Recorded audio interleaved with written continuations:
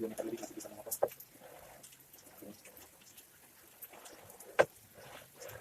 Nah, kalau misalnya posisinya di sini atau di mana saja,